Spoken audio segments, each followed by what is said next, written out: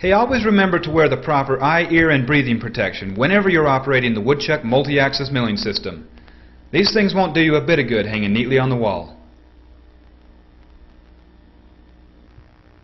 The woodchuck is the most versatile milling system available without going to the expense of CNC machines. Now the contour duplicator adds a whole new dimension to your system. In this video we will illustrate several different styles and milling techniques using a single template.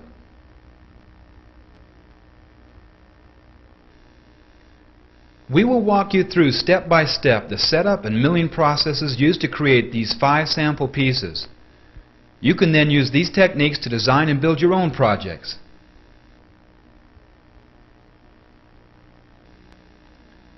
The contour duplicator is similar to a copy attachment for a lathe in that it allows the router to follow a template to mill a profile. The biggest difference is that the woodchuck uses a router bit and not a gouge. Therefore, intricate details such as the beads and coves are added after you mill the general profile. The contour duplicator allows us to mill round components like the sample shown here. Using a copy lathe, we could also turn parts similar to this one very quickly and accurately. However, when using a lathe, this is all you get. With the woodchuck, the possibilities have just begun.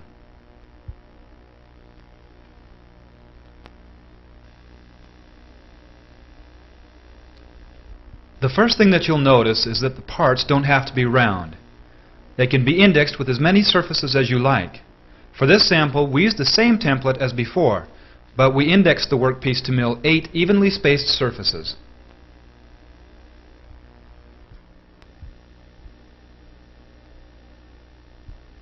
Again, using the same template, we chose to mill 8 surfaces.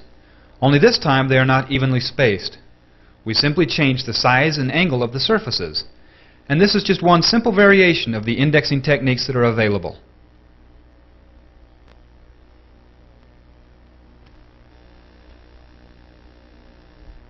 You can also combine the spiral drive with the contour duplicator like we did for this sample. The number of starts, pitch, direction of the spiral, and the router bit can all be changed to create hundreds or even thousands of variations.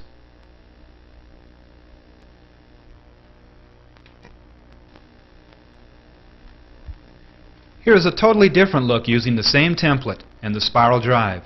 It's obvious that the possibilities are almost endless. In a moment we'll show you step by step how to set up and mill each of these 5 components. After that, we want you to experiment and see what you can create. Remember, the best part of owning the woodchuck is that you can really stretch your imagination.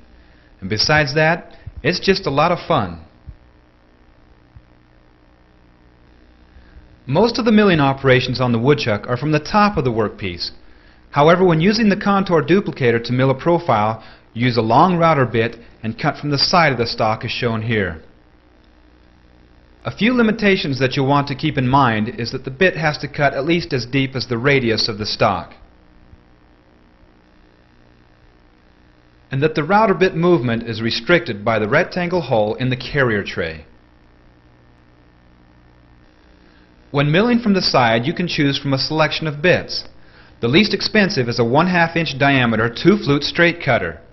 For the best performance, however, we recommend a 1/2 inch diameter 2-flute spiral down cutter. The spiral cutters have at least one point of contact with the wood at all times, resulting in a clean shearing action. The down cutter will throw the chips down into the dust collector or onto the floor instead of up into your face. Both types of router bits are available from Magnate. They can also source custom router bits or even end mills. To use the contour duplicator, you first need to replace the standard router base with a base that has a roller. The roller acts as a stylus and follows the template. It can also be positioned to vary the size of the finished part. The next step is to build and attach the template base.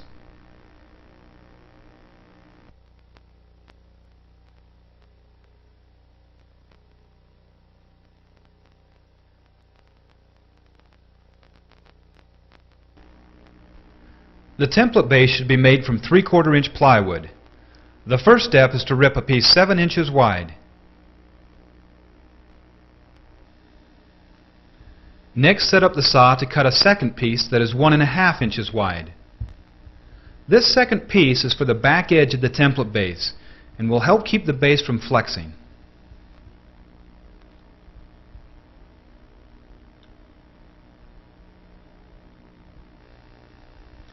Then cut both of these pieces to length.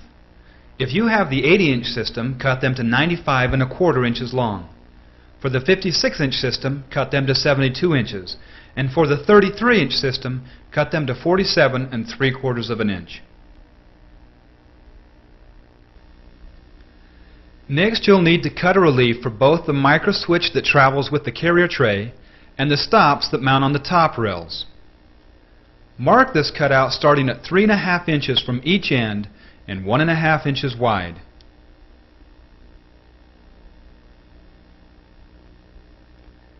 After marking the cutout, drill a small hole in each corner.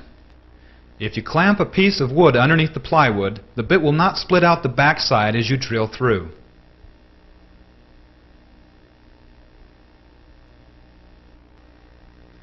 You can make this cutout using a skill saw or a table saw.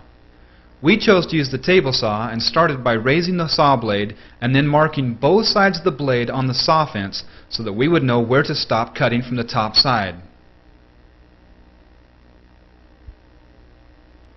We then set the fence for a 1.5 inch wide cut.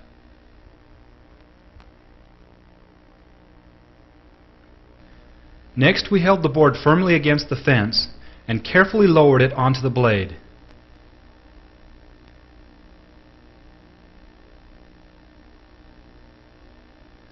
We then backed up until the starting point for the cutout was even with the mark on the fence.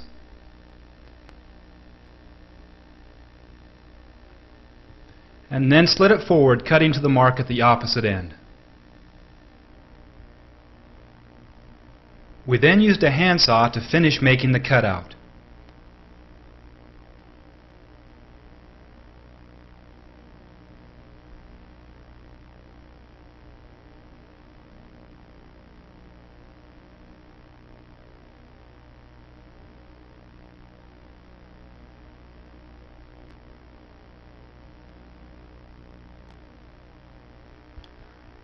The next step is to lay out the hole pattern for mounting the templates.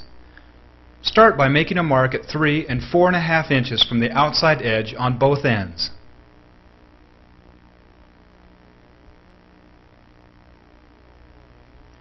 Then use a straight edge to draw the 2 parallel lines.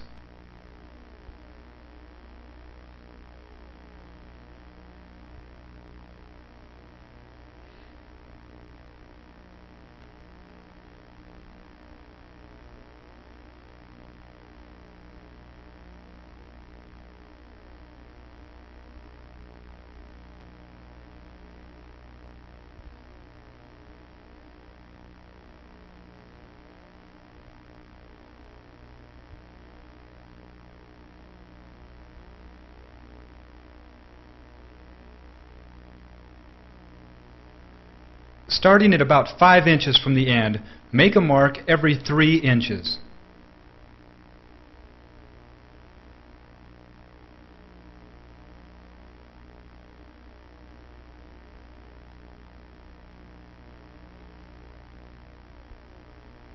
You can then use a square to lay out the holes on both lines.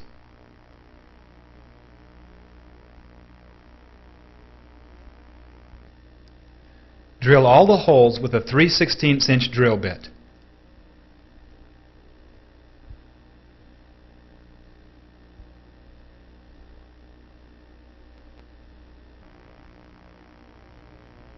We chose to use biscuit joints to attach the outside edge piece to the base and marked both pieces where we wanted the biscuits placed.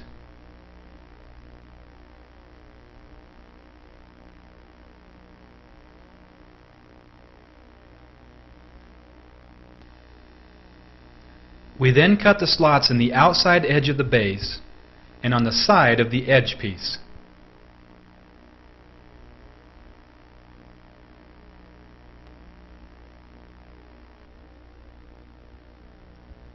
The biscuits will make a strong joint and also keep the edge piece flush with the top surface.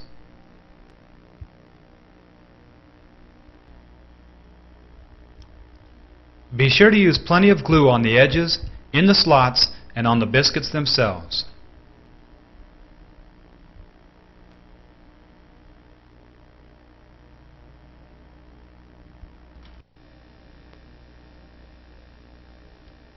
Then set the edge in place and clamp it securely for several hours while the glue dries.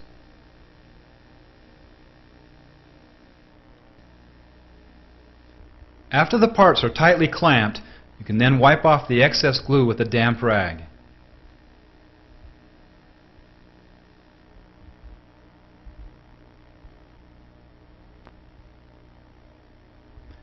Next, you need to attach the template base brackets on each end of the woodchuck opposite the linear drive screw with the hardware provided as shown here.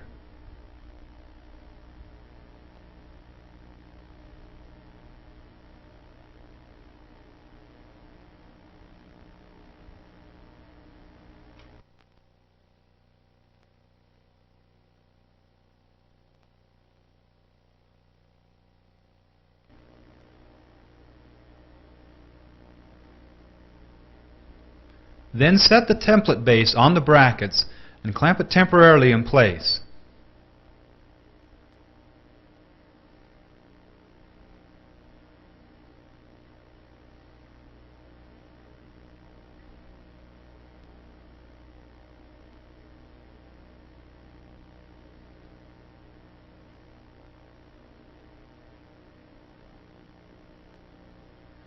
Now check to see that the carrier tray does not hit the base at each end before proceeding.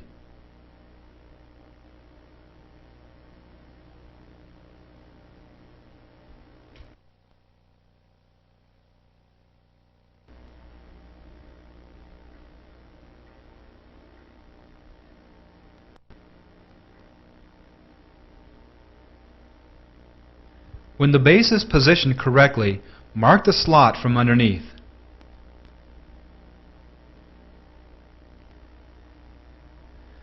Again, clamp a board underneath the template base to prevent the plywood from splitting on the top side, and drill a 3/8 inch hole at the end of the slot on each end of the template base.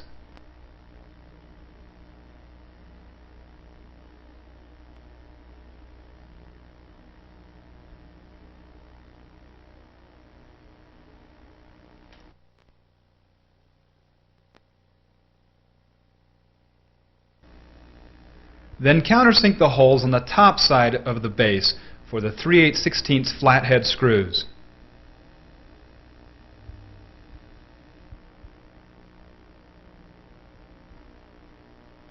Now the base is ready to attach to the machine.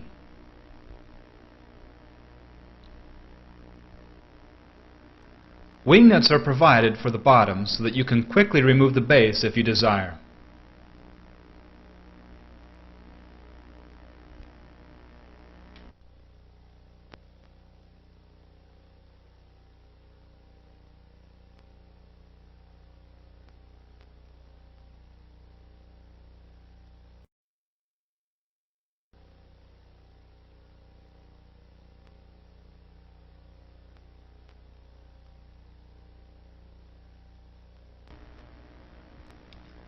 The template should be made out of 3/4 inch stock. You can use about any type of material that you like. We have found MDF to be very easy to work with, and it sands up very smooth.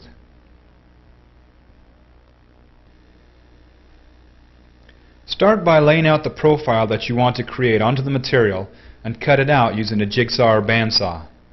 Then sand the template as smooth as possible. Any bump or dip on the edge of the template will show up on your finished part. There are companies who will cut out your templates using a CNC laser. The cost will be somewhere between $100 and $200. It's a bit pricey, but if you're doing production work, it could possibly pay for itself by reducing the amount of sanding on the part after it is milled.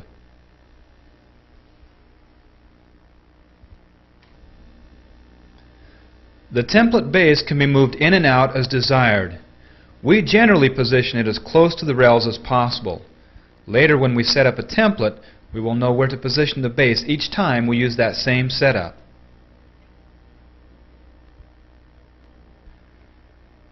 Also, make sure that the roller is positioned approximately in the center of the slot to start with. That way you can make slight adjustments in both directions if necessary.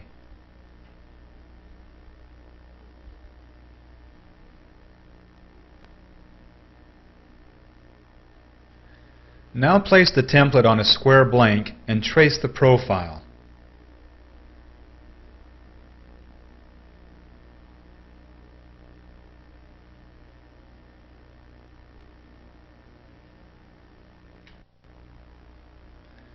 Then make a mark at the center of both the template and the square blank.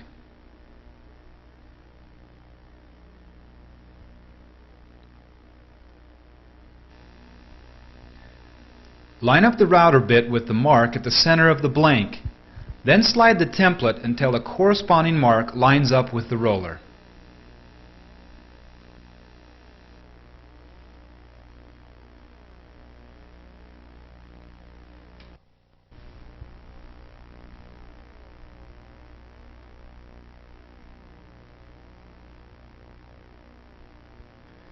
Now align one end of the template and clamp it temporarily in place.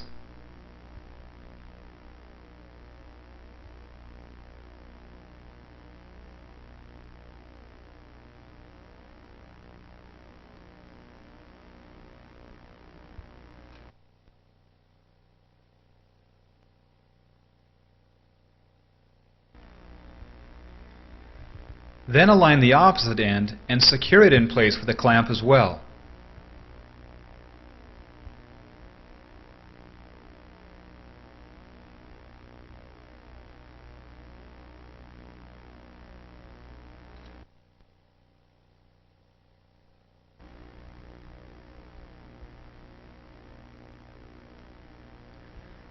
Test the template alignment by sliding the carrier tray from one end of the template to the other. The router bit should track the line on the square blank.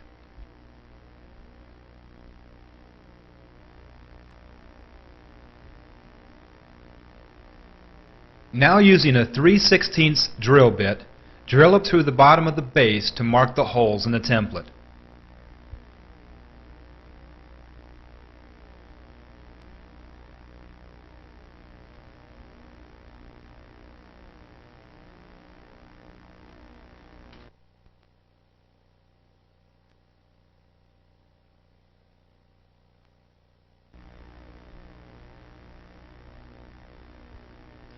Then remove the template, turn it over, and finish drilling the holes.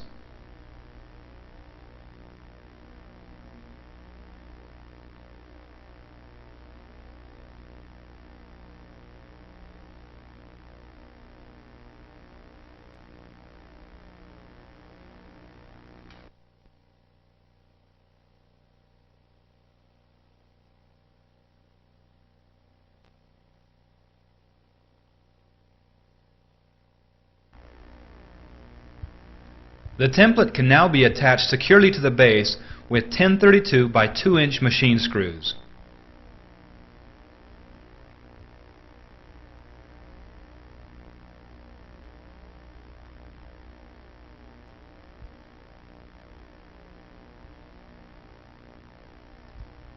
If you use wing nuts on the bottom, you can quickly remove or attach the template at any time.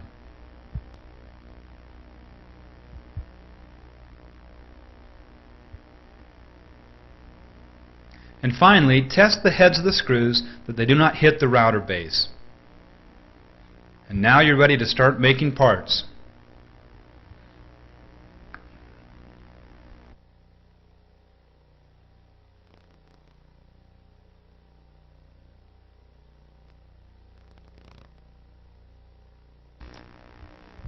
Because the first sample is a simple round part, we started by cutting the corners off on the table saw to save time as well as wear and tear on the router bits. We then mounted the indexing hub, leveled the bed, and inserted the stock into the system.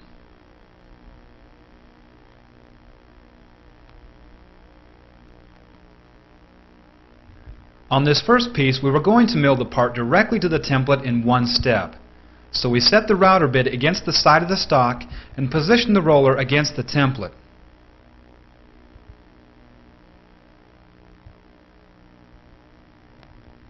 But then we decided to mill the stock round first using the 0.25 gear reduction package as shown on the Fast Start video. That way we would have less material to remove when following the template.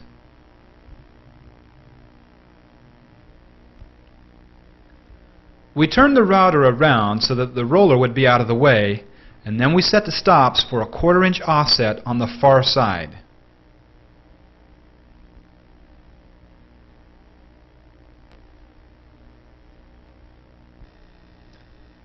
Next, we attached the dust collector to the carrier tray and then hooked it up to the shop dust collecting system.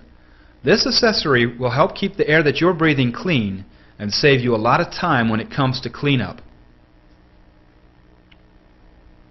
Several times during this video, we remove the dust collector so that you can see what is happening up close. If possible, however, you should use it all of the time. Not only does it contain the dust, it also makes the system safer to use because you can't get your fingers anywhere near the bit while milling.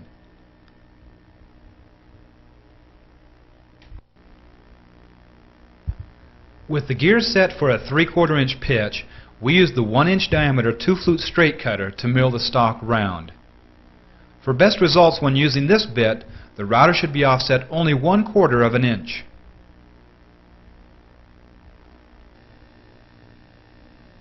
The surface won't be as smooth as when using a surface planing bit, but it mills faster and will remove more material in a single pass.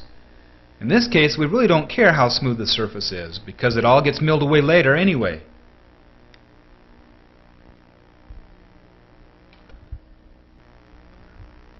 Next, we change to a 1 inch diameter round nose bit to mill a cove at each end of the template. You will understand why we did this in just a moment.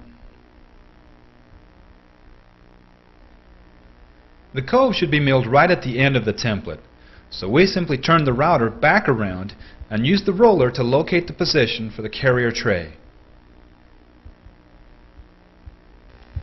For the next step, you can use either Jorgensen clamps or the micro switch stops that come with the linear drive motor.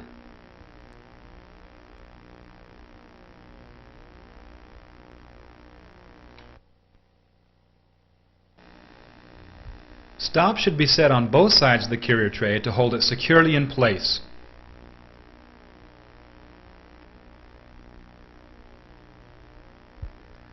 Next, we had to remove the roller so that it wouldn't interfere as we milled the cove.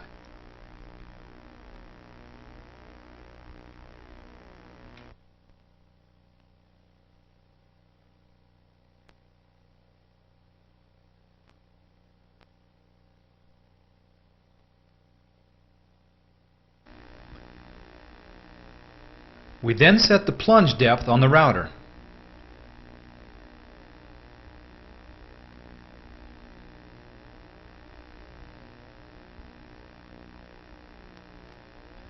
We also connected the Y-axis positioning screw to give us more control when making this cut.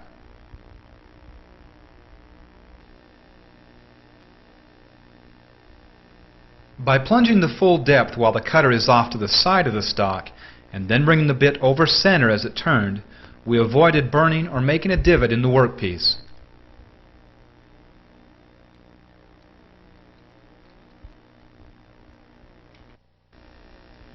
The cove was milled to the same diameter as the part will be at this point after the profile is milled following the template.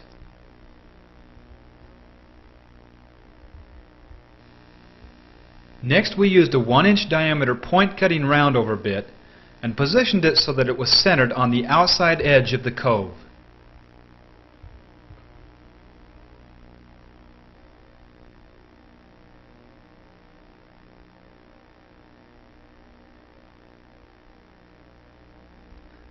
Again, we used the stops to hold the carrier tray in place as we milled the bead.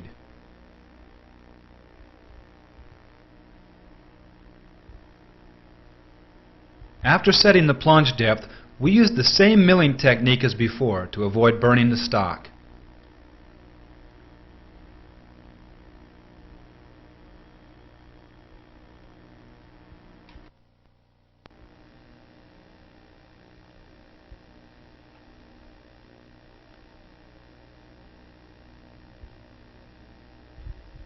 We milled 2 passes 1 inch apart to form the bead at the end of the workpiece.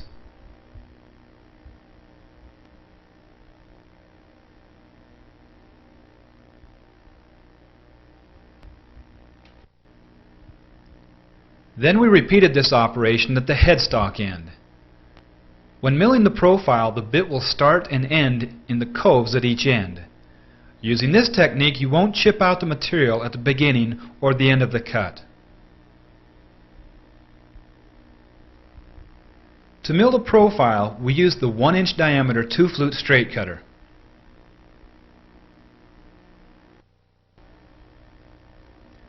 We positioned the router bit so that the blade was touching the stock, and then set the roller against the template.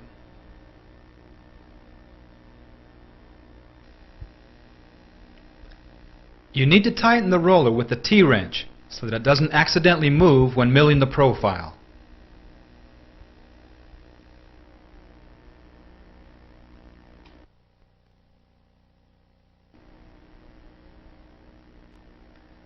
You'll also want to make sure the carrier tray and the bottom of the router base is clean. We even used WD-40 to keep the router floating freely in the Y-axis when following the template.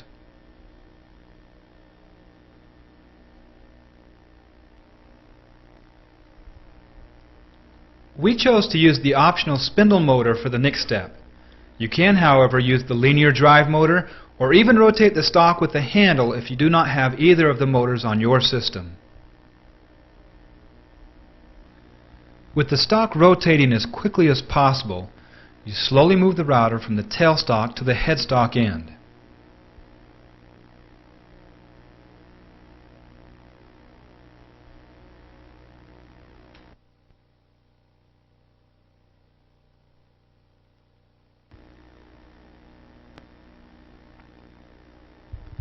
Do not try to remove too much stock in a single pass. If necessary, make several passes removing a little bit of stock at a time until the roller follows along the template.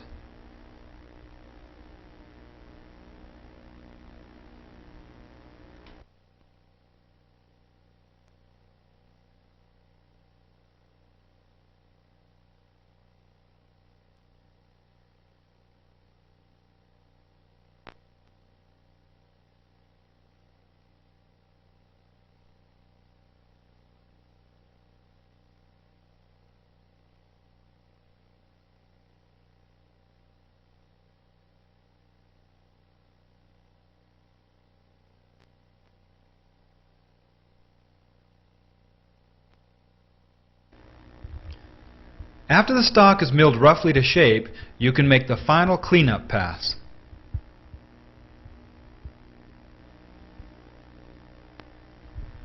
This final pass should be made from the headstock back to the tailstock end. The slower you move the router, the smoother the surface will be.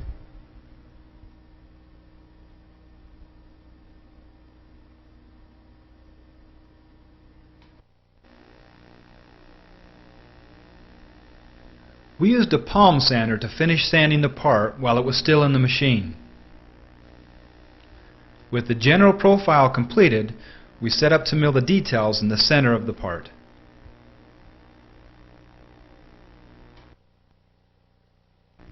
We started with a 2-inch diameter core box bit.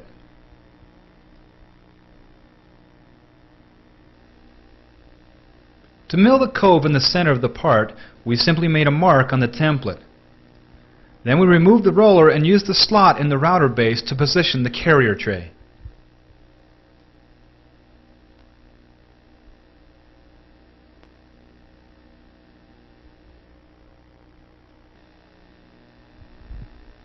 Rather than trying to calculate exactly how deep to cut, we simply marked how wide we wanted to mill the cove.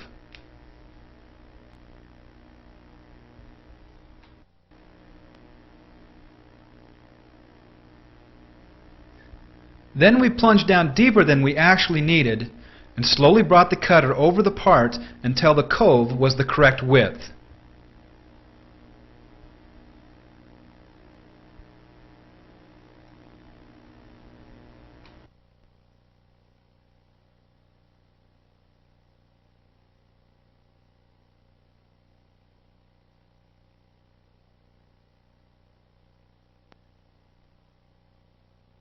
To mill the beads on the side of the cove, we open the split nut and move the carrier tray 5 threads.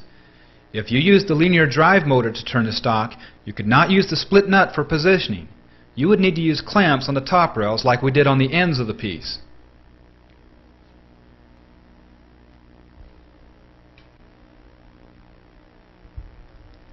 Next, we change to a 1-inch diameter point cutting roundover bit. Set the plunge depth for the cutter and milled the bead using the same technique as before.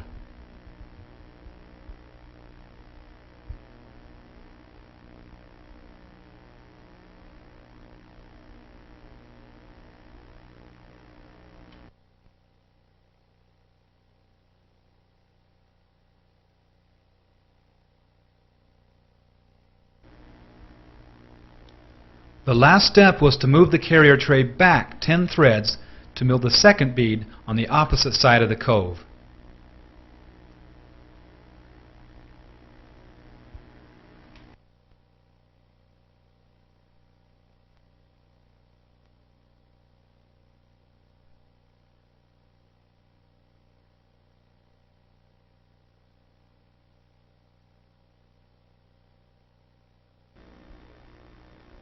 This is the type of part you could also turn on a copy lathe. However, with a lathe, this is about all you can do. With the woodchuck, the fun has just begun.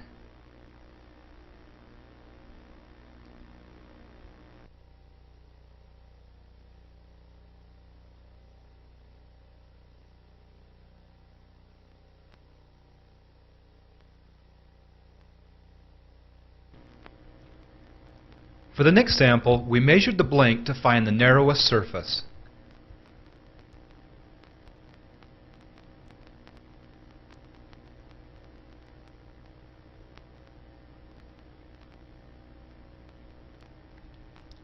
We then set the plunge depth for this surface to ensure that we would mill the largest diameter possible without leaving any flat spots when we were finished.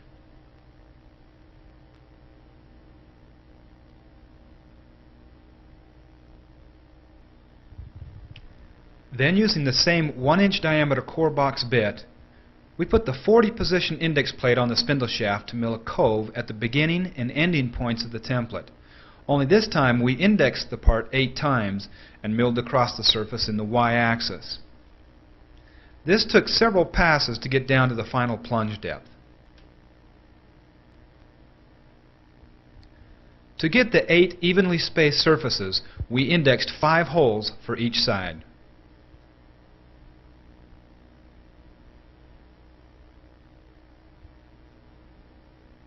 This indexed cove serves the same purpose as before. It gives us a starting point for the router bit when following the template so that we don't chip out the wood.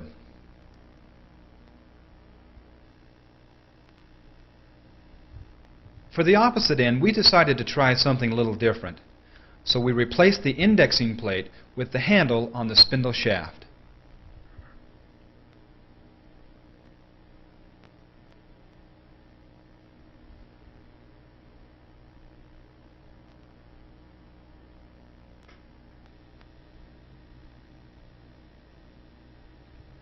At this end, we started by milling a round cove, but we didn't plunge down the full depth.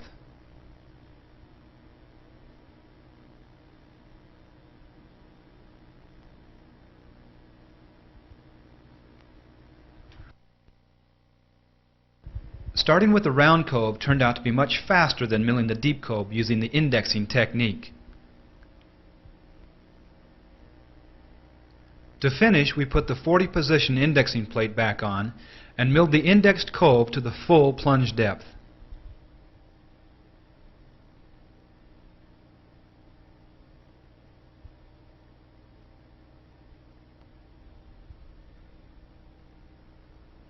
We then used the same technique to add the indexed beads on each end using a 1-inch diameter point cutting roundover bit.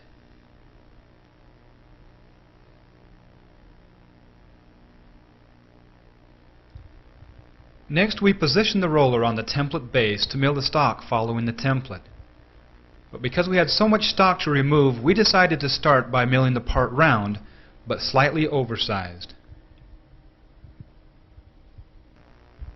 We could have used a bandsaw to remove a lot of the stalk before we started milling. You might want to try both ways to see which method works best for you. When there is a lot of material to mill off, you want to be sure to mill it in several small passes, removing a little bit at a time until the roller follows the template.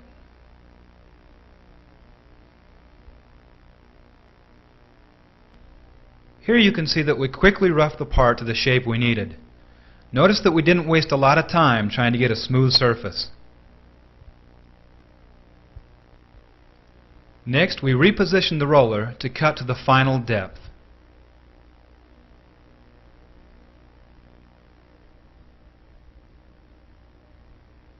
You'll want to tighten the roller with the T-wrench so that it doesn't move and ruin your part.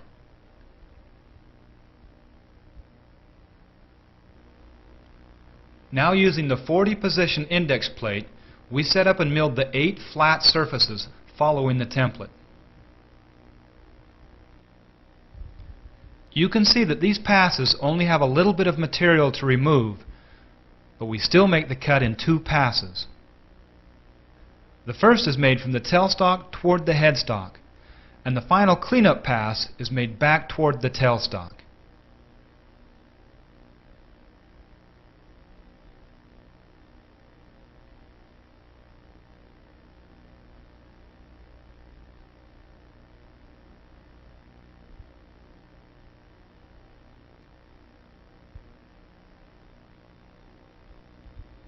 You'll notice here that we're using the linear drive motor to move the carrier tray. We could also move it manually, but using the motor gives us a lot more control.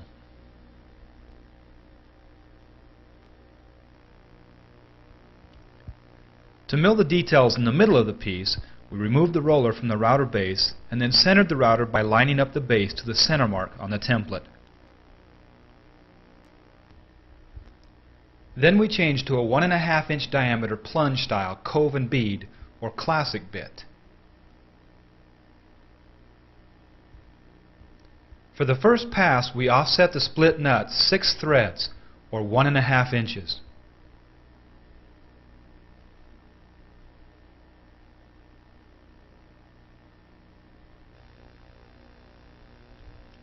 Then we set the plunge depth so the top of the roundover was even with the surface of the stock. Depending upon the size of the router bit and the wood you used, this may take more than 1 pass.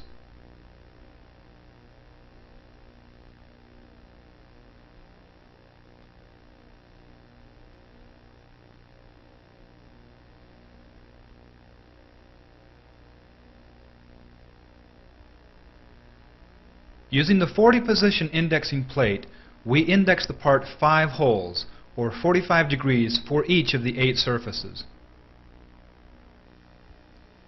With the first cove complete, we are ready to set up for the next cut.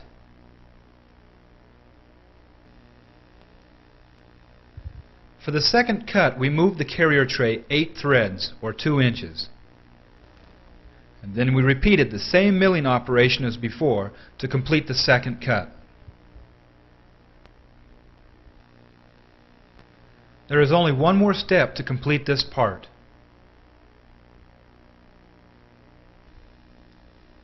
For the indexed cove in the center of the part, we used the same 2-inch diameter core box bit as before.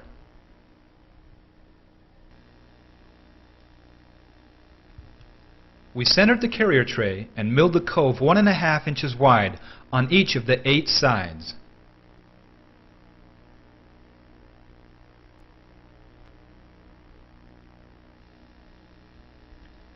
This part is very similar to the first one, except it has 8 sides instead of being round. For the next sample, we'll also make 8 surfaces, only we'll change the angle and the width of the surfaces to create a very nice effect.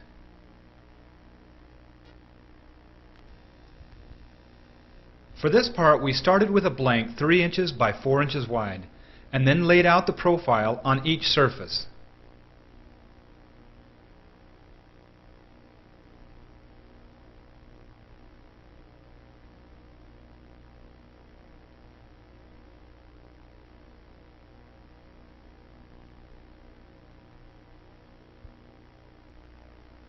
Then we cut the part roughly to shape using a bandsaw.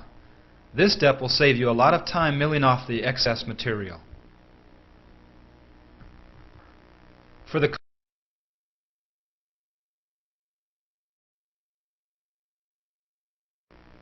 coves at each end, we once again use the 1-inch diameter core box bit.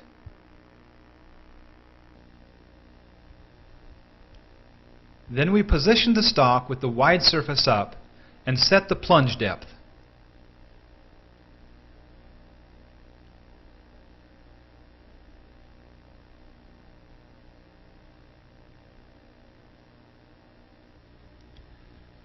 Instead of using the roller to position the carrier tray at the beginning and ending points of the template, we decided it would be faster and easier to mark the template at 1/2 of an inch from the end of the cut.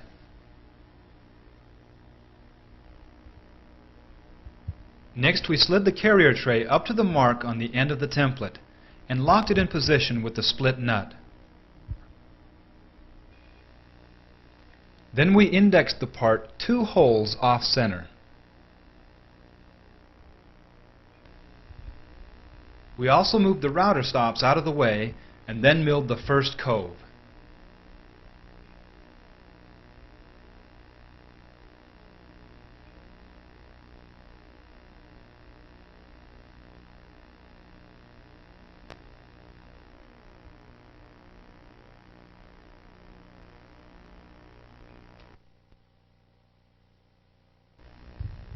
This milling technique is used on both ends of the stock. The sequence is as follows. Mill the first cut 2 holes off center. Then mill the second cut 2 holes on the opposite side of center.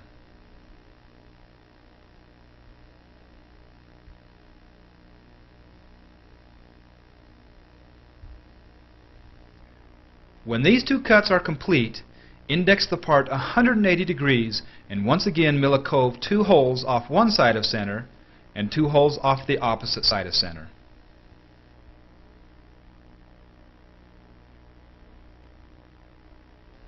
Each of the 2 wide surfaces now have 2 angled coves. Next, we'll work on the narrow sides. First, we position the workpiece with the narrow surface up and then reset the plunge depth.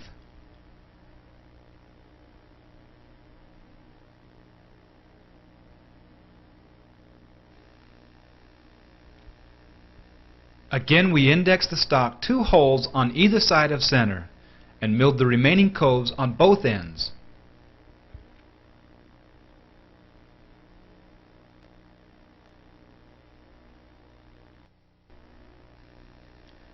We used the same technique to mill the indexed beads using a 1-inch diameter point cutting roundover bit to finish the details on both ends of the stock.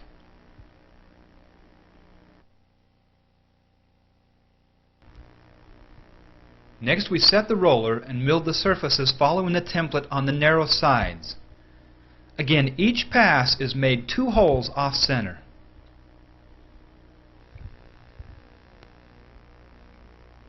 Again, we used the linear drive motor to move the carrier tray.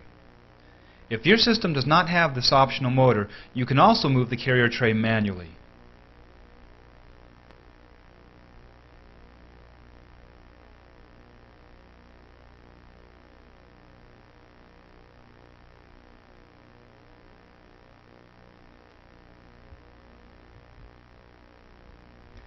And just as before, the final pass should be made from the headstock back to the tailstock.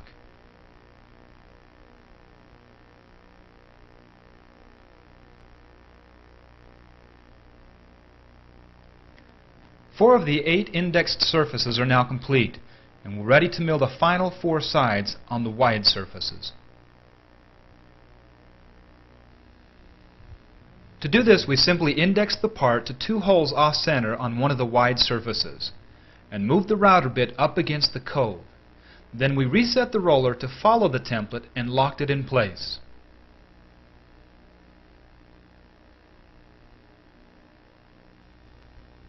Each of the 4 remaining surfaces are indexed 2 holes off center. This finished part has 8 surfaces, but is completely different than the first indexed part. After the profile is complete, you can add any type of decorative cut that you want.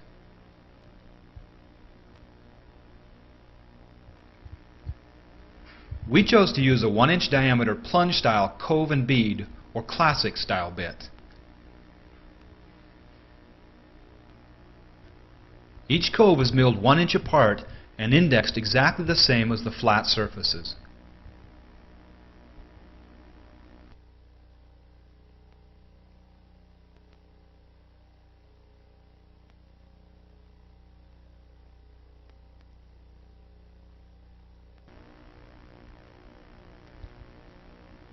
For the first spiral part, we began by milling the stock to a round approximately 3 inches in diameter.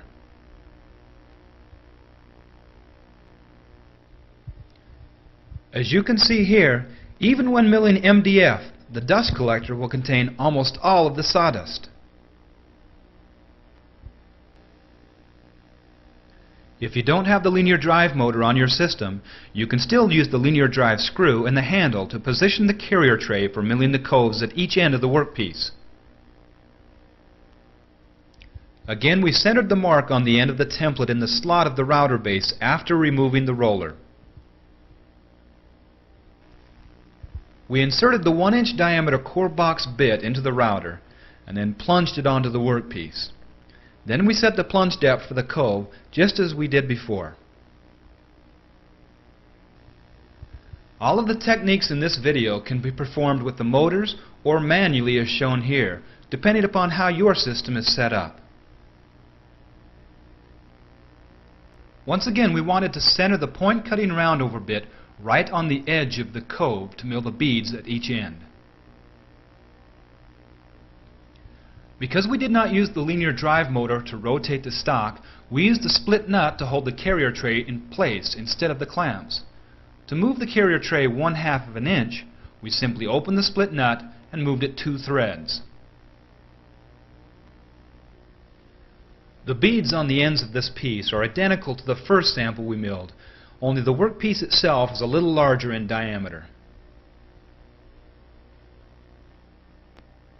For the details in the center of this part, we decided to use a 2-inch diameter roundover bit. This bit is also available from Magnate. We set the carrier tray 1 inch off center, and again let the split nut hold the router in place as we used the handles to mill the bead.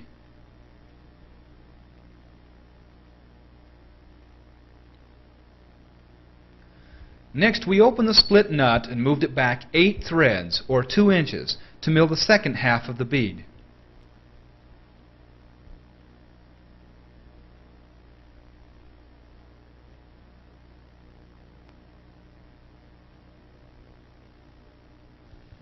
With all the detail work complete, the last step is to mill the spiral flats following the template.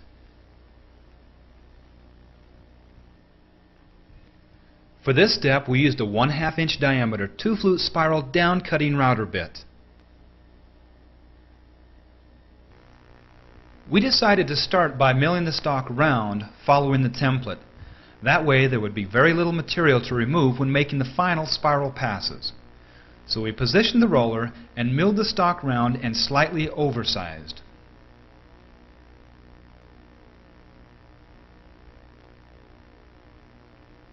When the roller came to the middle section, we simply moved the router back and passed over the bead in the center of the workpiece, and then continued on to the end of the template. Now we were ready to mill the spirals. We repositioned the roller on the router base and then set up the gears. For this design, we chose to use a 10-inch pitch. This step is also done in 2 passes. The first pass is from the tailstock to the headstock, and then back to the tailstock again for the final cleanup pass.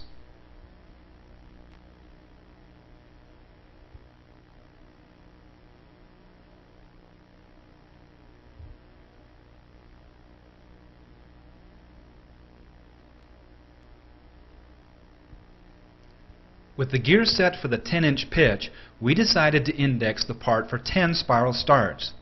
Therefore, we opened the split nut and moved the carrier tray 4 threads, or 1 inch, which is, as you might have guessed, 1/10 of a 10-inch pitch.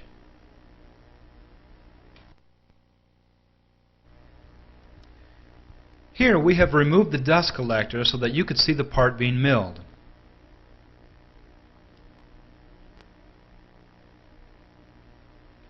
When the bit comes to the center, we simply push the roller away from the template to bypass the bead in the center of the part, and then brought it back to the template to mill the second half.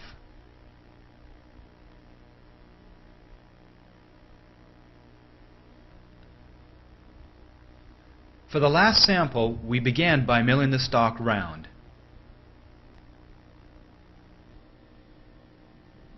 Then we milled the coves and beads on each end of the workpiece, just like before.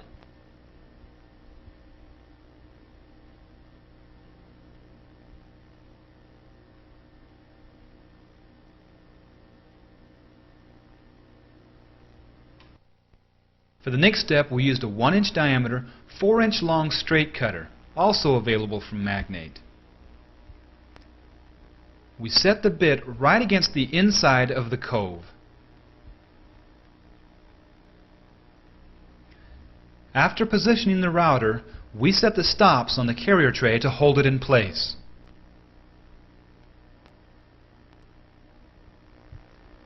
Then we set the gears for a 15-inch pitch and milled a spiral flat from end to end. Because of the amount of stock we had to remove, it took several passes to complete this cut. We used the Y-axis positioning screw to control the amount of material that was milled with each pass. Notice that this cut is straight. That is, it does not follow the template.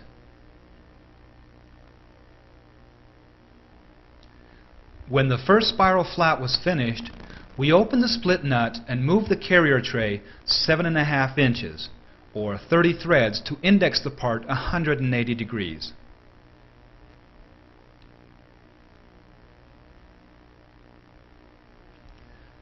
An easier method may have been to simply lift the quick-release handle on the tailstock, rotate the workpiece 180 degrees, and reinsert it into the machine.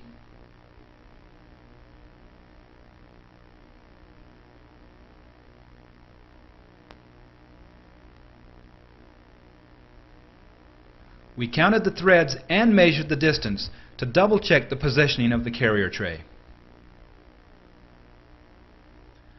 Then we backed the carrier tray up to the starting point at the tailstock end to mill the second spiral flat. Again, this step will take several passes to complete.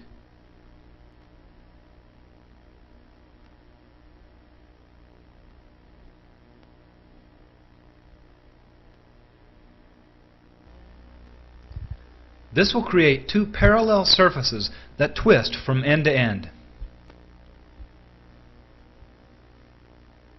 Next, we disconnected the Y-axis positioning screw and then set the roller to follow the template.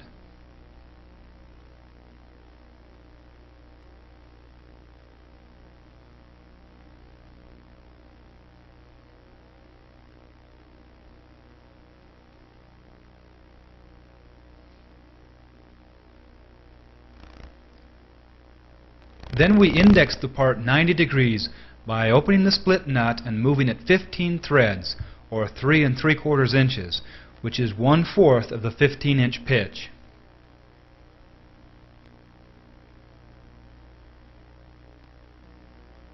The last step was to mill the edges of the parallel surfaces following the template. When we completed the first edge, we again used the split nut to index the workpiece 180 degrees and finished the opposite edge.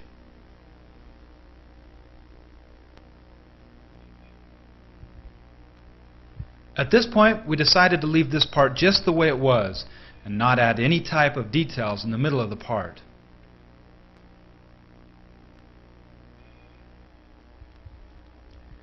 In this video, we've shown you just a few ideas for using the contour duplicator. The possibilities are almost endless. You probably have ideas of your own. The secret is to experiment and use your imagination. Then you can create projects that others can only dream of.